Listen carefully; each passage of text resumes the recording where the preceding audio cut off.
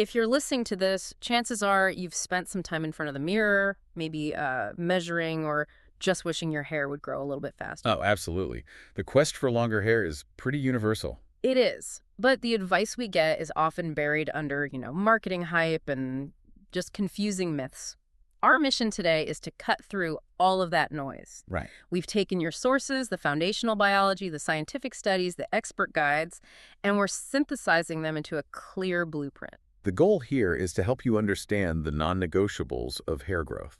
Exactly. So you can set realistic expectations and, optimize your health to reach your absolute genetic potential. And that potential, by the numbers, it's surprisingly slow. I think we have to anchor this conversation in the facts right away. Okay, let's do it. What's the baseline? The sources are pretty unanimous on this. The average human hair grows about half an inch each month. That is the number to remember. Half an inch. That really doesn't sound like much when you're waiting for a big change. It's not.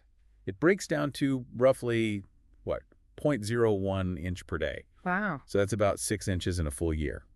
But the key word there is average. Right. That rate can vary enormously based on 4 main pillars: genetics, age, diet, and of course stress. And while you can't change your genes, we're going to get into how optimizing those other things can push you toward the upper limit of your own personal growth speed. Precisely. Okay, let's unpack this then.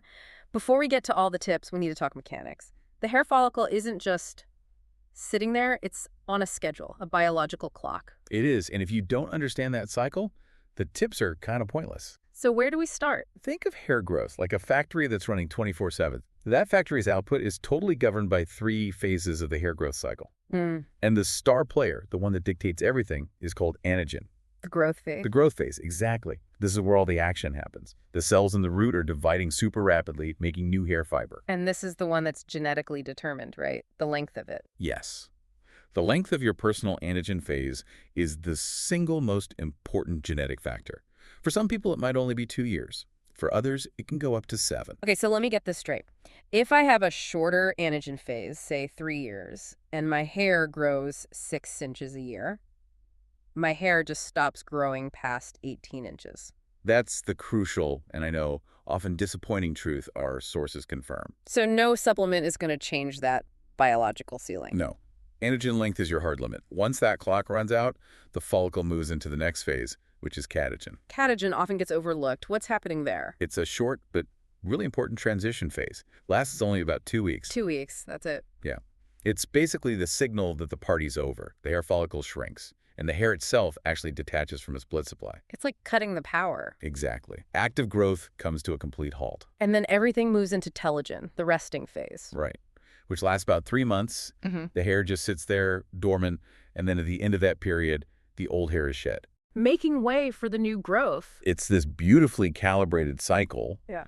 Designed to maintain density as long as it's not interrupted. And that's where it gets really interesting for us, how external factors can interrupt this whole process and force hair into that resting phase way too soon.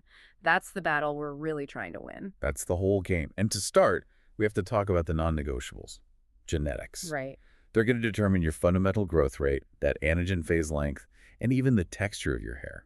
I even read that the follicle shape plays a role. Like round follicles mean straighter hair, which can look longer than, say, coily hair from an oval follicle. That's correct.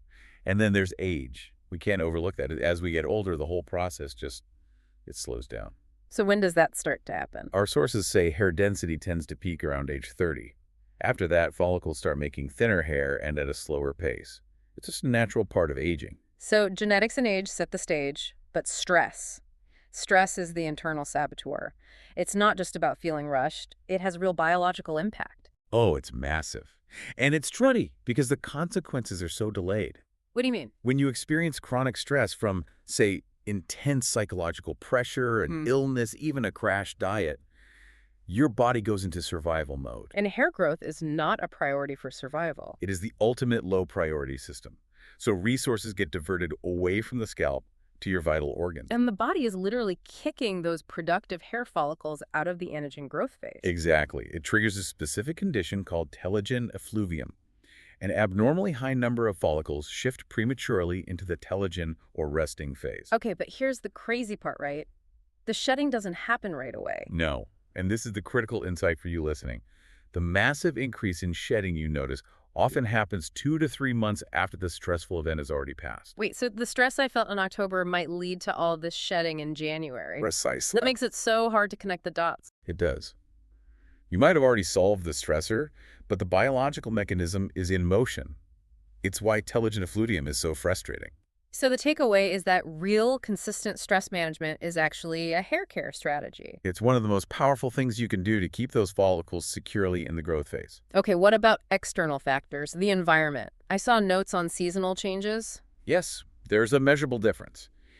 Hair tends to grow a little faster in the summer. Why that? It's mostly attributed to increased sunlight exposure, which can stimulate the follicles, maybe a boost in vitamin D, and then growth slows down a bit in the winter. Fascinating. And just to round out the biology, male hair growth rates are often cited as being just marginally faster than female rates. Okay, so if the cycle is the engine, then diet has to be the fuel. The perfect analogy. We've covered what slows the engine down. Let's talk about the nutrients that are critical for keeping that anagen phase going strong. Diet is, by far, the most controllable lever we have. I mean, think about it. The cells in the hair bulb are some of the fastest dividing cells in the entire body. So they need a constant supply of raw materials. A huge, constant supply. Yeah. If you're deficient, growth slows down and shedding goes up because the body immediately redirects those scarce nutrients to your vital organs. The nutrient that everyone talks about is biotin, vitamin B7. Is it overhyped? That's a great question, and the answer needs some nuance. Biotin is genuinely crucial.